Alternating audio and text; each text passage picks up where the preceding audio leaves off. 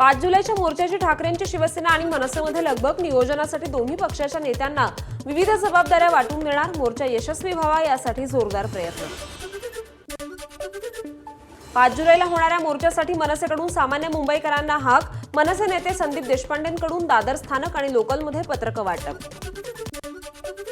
हिंदी विरोधातील मोर्चा यशस्वी करण्यासाठी मनसेकडून जबाबदाऱ्यांचं वाटप। संदीप देशपांडे, बाळा नांदगावकर, नितीन सरदेसाईंवर मनसेकडून जबाबदारी। मोर्चा यशस्वी करण्यासाठी शिवसेनेकडूनही जबाबदाऱ्यांचं वाटप। संजय राऊत, वरुण सरदेसाईंसह इतर नेत्यांवर जबाबदारी। मोर्चाचा मार्ग आणि वेळ यावर दोन्ही पक्षाच्या नेत्यांची चर्चा। हिंदी विरोधातील मोर्चात काँग्रेस नेते देखील सहभागी होतील अशी अपेक्षा। संजय राऊतांचं विधान, डाव्यांसह अनेक छोटे पक्षही मोर्चाला येणार। राऊतांची माहिती। ठाकरे बंधूंच्या मोर्चात शरद पवारांची राष्ट्रवादी देखील सहभागी होणार। सुप्रिया सुळेंची माहिती। तर शरद पवार स्वतः मोर्चाला येणार की नाही हे लवकरच ठरेल, सुळेंचे विधान। राष्ट्रीय शैक्षणिक धोरण मोदी अमित शहांनी आमच्यावर लादलं। संजय राऊतांचा आरोप। फडणवीसांच्या वरती बसलेले पिताश्री म्हणत राऊतांची मोदींवरही टीका। त्रिभाषा सूत्राविरोधात कृती समितीचं एकनाथ शिंदेंनाही आमंत्रण। 29 जूनच्या जाहीर सभेत सहभागी होण्याचं एकनाथ शिंदेंना आमंत्रण। अखिल भारतीय मराठी साहित्य महामंडळही मोर्चात सहभागी होणार। महामंडळाचे अध्यक्ष प्राध्यापक मिलिंद जोशींची माहिती। उद्धव ठाकरेंचं मराठी प्रेम हे पुतना मावशीचं प्रेम। भाजपचे मुख्य प्रवक्ते केशव उपाध्येंची टीका। उद्धव ठाकरेंना मराठी शाळांविषयी काही करावंसं वाटलं नसल्याचाही उपाध्येंचा हल्लाबोल। ठाकरेंच्या मोर्चाबाबत भाजपची वेट अँड वॉचची भूमिका। मोर्चाला उत्तर देण्यासाठी अजूनही भाजपचं विचारमंथन सुरूच। मनसेकडून दादरमधील शिवसेना भवनाजवळ बॅनरबाजी। कोणताही झेंडा न घेता मराठीसाठी एक व्हा, मनसेनं लावलेल्या बॅनरवरील मजकूर। 5 जुलैला होणाऱ्या मोर्चाच्या पार्श्वभूमीवर हे बॅनर्स। हिंदीच्या मुद्द्यावरून मुंबईत मनसेचे बॅनर्स। मनसेच्या बॅनरवर अजित पवारांचे फोटो। 5 जुलैला होणाऱ्या मोर्चाच्या पार्श्वभूमीवर बॅनरबाजी। हिंदी भाषा विरोधात ठाकरे बंधू एकत्र आल्यानंतर शरद पवारांच्या राष्ट्रवादीचाही मोर्चाला पाठिंबा। ठाण्यातील कळवा शहरात मोर्चाला पाठिंबा देण्याचे बॅनर झळकले। हिंदीच्या मुद्द्यावर ठाकरेंच्या शिवसेनेकडून ठाण्याच्या दिवा परिसरात बॅनर्स लागलेत। हिंदी विरोधातील मोर्चामध्ये सामील होण्यासाठी आवाहन। विनापरवाना आंदोलन केल्याप्रकरणी शिवसेना नेते वसंत मोरे आणि त्यांच्या 25 ते 30 कार्यकर्त्यांविरोधात गुन्हा दाखल। कात्रज ते कोंढवा रस्त्याचा प्रश्न विधान परिषदेमध्ये का मांडत नाही म्हणत आंदोलन झालं। कोल्हापुरातील ठाकरे गटातील अंतर्गत वाद चव्हाट्यावर। जिल्हाप्रमुख पदावरून नाव काढल्यानं हर्षल सुर्वेंचा संताप। काँग्रेसच्या स्थानिक पदाधिकाऱ्यांच्या हस्तक्षेपामुळे नाव कापल्याचा आरोप।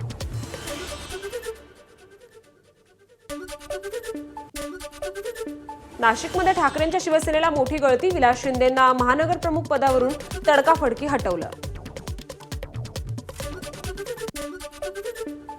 विलास शिंदेंना पदावरून हटवल्यानंतर महानगर प्रमुख पदावर नवी नियुक्ती।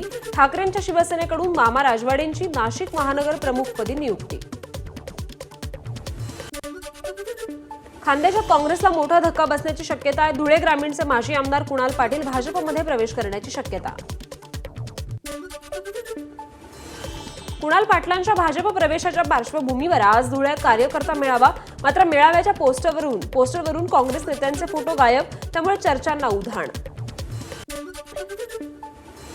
भाजप प्रदेशाध्यक्षपदी रवींद्र चव्हाण यांची नियुक्ती होणार। रवींद्र चव्हाण प्रदेशाध्यक्षपदासाठी 30 जूनला अर्ज भरणार। वरळी डोम येथे 1 जुलैला सकाळी 11 वाजता अधिकृत घोषणा होईल। लोकसभेच्या निवडणुकीत सुनील तटकरेंना चांगली लीड दिली, मात्र त्यांनी आमचं काम केलं की नाही हे ईश्वराला माहीत। भरत गोगावलेंची तटकरेंवर टीका। स्थानिक स्वराज्य संस्थांच्या निवडणुकीनंतर साताऱ्याला मिळणार आणखी एक आमदार। भाजप नेते शेखर गोरेंनी जाहीर कार्यक्रमात कार्यकर्त्यांना आश्वासन दिलं। रोहिणी खडसेंनी घातला मुख्यमंत्री देवेंद्र फडणवीसांसह दोन्ही उपमुख्यमंत्र्यांच्या फोटोला गाजरांचा हार।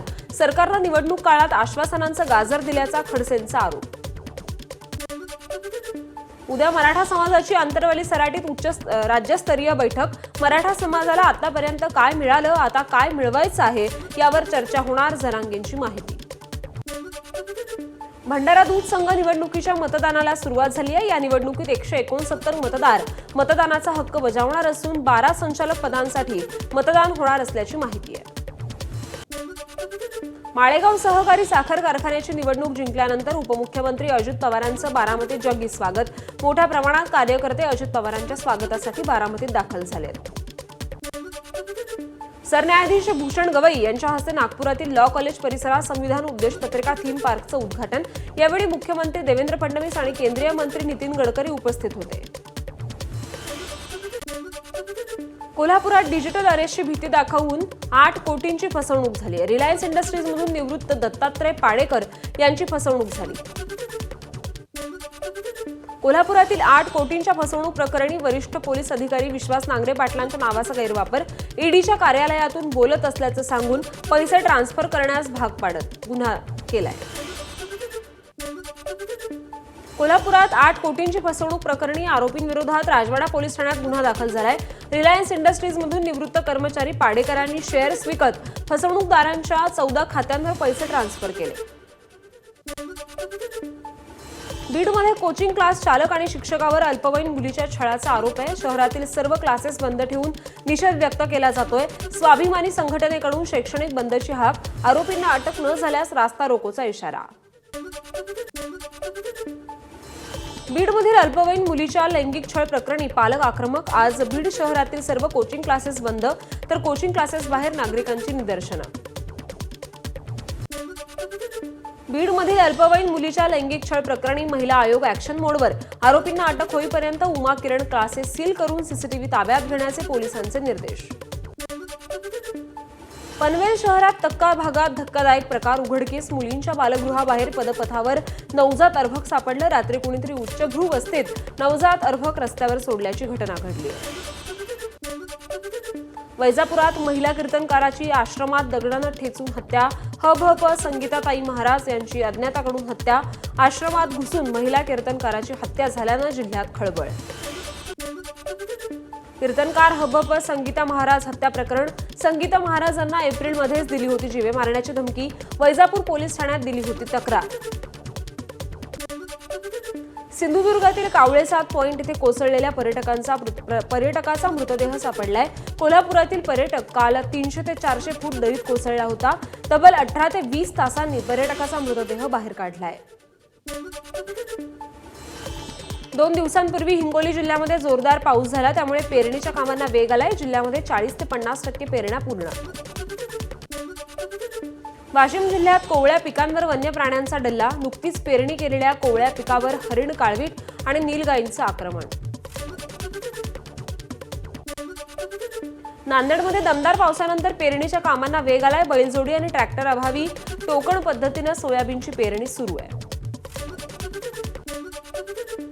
रत्नागिरीतल्या मिरकरवाडा बंदराला समुद्राच्या लाटांचा तडाखा। लाटांचं पाणी प्रथमच थेट बंदरातील जेट्टीच्या काठापर्यंत। गोंदियात 18 लाखात उभारलेले प्राणी उपचार केंद्राची 8 वर्षातच दुर्दशा। केंद्रात डॉक्टरांची नियुक्ती झाली नसल्यानं वैद्यकीय उपकरणं आणि इमारतीची देखील दुरावस्था झाली आहे। शिवसेनेचे आमदार भास्कर जाधवांनी एसटी बस चालवली। चिपळूण डेपोमध्ये नव्यानं दाखल झालेल्या 5 बसेसचा लोकार्पण सोहळा भास्कर जाधवांच्या हस्ते संपन्न झाला। साताऱ्याच्या कोरेगाव डेपोला 5 नवीन बसेस मिळाल्या। यावेळी आमदार महेश शिंदे यांनी बस चालवली। अचूक हवामानाच्या अंदाजासाठी राज्य सरकारचा मोठा निर्णय। Weather information network data system या प्रकल्पाअंतर्गत महाराष्ट्रातील प्रत्येक गावात स्वयंचलित हवामान केंद्र उभारण्याची सरकारने घोषणा केली आहे। विठ्ठलाच्या दर्शनाची रांग थेट गोपाळपूरच्या 12व्या पत्राशेडच्या पुढे। भाविकांच्या पिण्याच्या पाण्याची व्यवस्था तसंच ठिकठिकाणी स्वच्छतागृह देखील उभारण्यात आली आहेत। संत तुकाराम महाराजांच्या पालखी सोहळ्यातील पहिलं गोल रिंगण बेलवडीत। देहभान हरपून विठुनामाचा जप करत वारकऱ्यांचा पालखी सोहळ्यात सहभाग। संत तुकाराम महाराजांचा पालखी सोहळा पाहण्यासाठी पंचक्रोशीतील हजारो भाविकांची गर्दी। तुकाराम महाराजांच्या नामाचा जयघोष करत गोल रिंगण। बेलवडीत डोळ्यांचं पारणं फेडणारा रिंगण सोहळा संपन्न। देहभान हरपून हजारो वारकरी गोल रिंगण पाहण्यासाठी इंदापुरात। शेगाव येथून पंढरपूरकडे निघालेल्या गजानन महाराजांच्या पालखीचं तुळजापूरमध्ये भव्य स्वागत करण्यात आलं। दिंडीमुळे संपूर्ण तुळजाभवानी मंदिर परिसर भक्तिरसात न्हाऊन गेला। जामखेडमधील गहिनीनाथ गडावरून निघालेल्या वामनभाऊ महाराज पालखीचं भक्तिमय स्वागत, टाळ मृदुंग आणि हरिनामाच्या गजरात रिंगण सोहळा संपन्न। खासगी ग्राहकांची बिलं नगर परिषदेच्या नावावर टाकणारे 2 अभियंते निलंबित झालेत। बीडच्या परळीमधील धक्कादायक प्रकारानंतर महावितरणकडून कारवाई। कराडमध्ये मद्यधुंद युवकांच्या टोळक्याची दादागिरी, मालट्रक अडवून ट्रक चालकाला शिवीगाळ करत दगडफेक। जळगावातील धरणगावमध्ये नातवाकडून आजीवर कुऱ्हाडीनं प्राणघातक हल्ला।